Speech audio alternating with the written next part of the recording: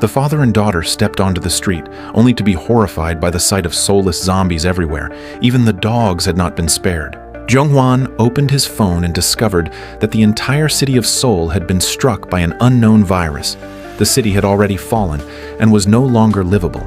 He thought of his mother, who lived alone in the countryside. Perhaps that was the only safe haven left. But the immediate problem before them was how they could possibly break through the streets crowded with zombies. Fortunately, Jung-hwan came up with an idea. 감염자인 척 연기하는 건 어때? 뭐? Soo-ah, embarrassed, refused to cooperate. But the next second, the surrounding zombies began moving toward them.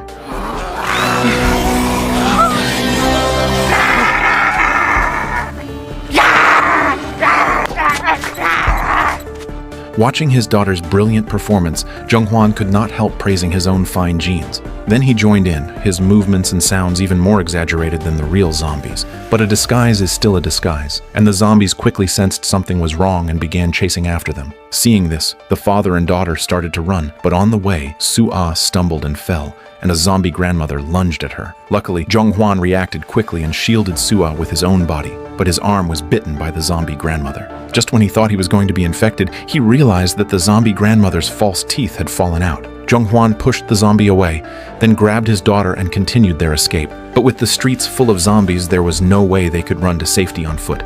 So Jung-hwan told Soo-ah to hide while he forced his way through obstacles to reach a car. In the end, the father and daughter managed to drive away from the zombie-filled streets. Jung-hwan sped down the highway in excitement, but then an accident happened. Seeing Soo-ah's nervous expression in stark contrast to his joy, he immediately realized something was wrong. Sure enough, he discovered a bite mark from a zombie on Soo-ah's arm. It turned out that while hiding behind a pillar, Soo-ah had been bitten by a small zombie. She had been too frightened to tell her father. Jung-hwan tried to comfort Soo-ah, saying it was only a small bite and that it should be fine. If they went to the hospital right away, it might not be too late. But before he could finish, black lines spread across Soo-ah's arm, and the signs of infection quickly appeared on her body.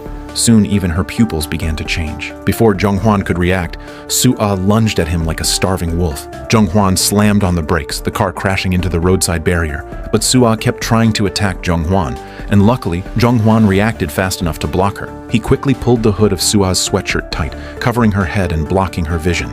Then Jung-hwan unfastened the seatbelt and tied Soo-ah up. But as a zombie, Soo-ah's strength became frighteningly powerful. Soo-ah was knocked unconscious in this way. Jung-hwan felt torn with pity, but there was nothing else he could do. By evening, Jung-hwan finally arrived at his rural hometown. Grandmother rushed into the bedroom in excitement after hearing her beloved granddaughter had returned. But when she pushed the door open, she found the entire bedroom had been messed up by Soo-ah, which made grandmother very upset. What made her even angrier was that Soo-ah was glaring at her with a fierce look.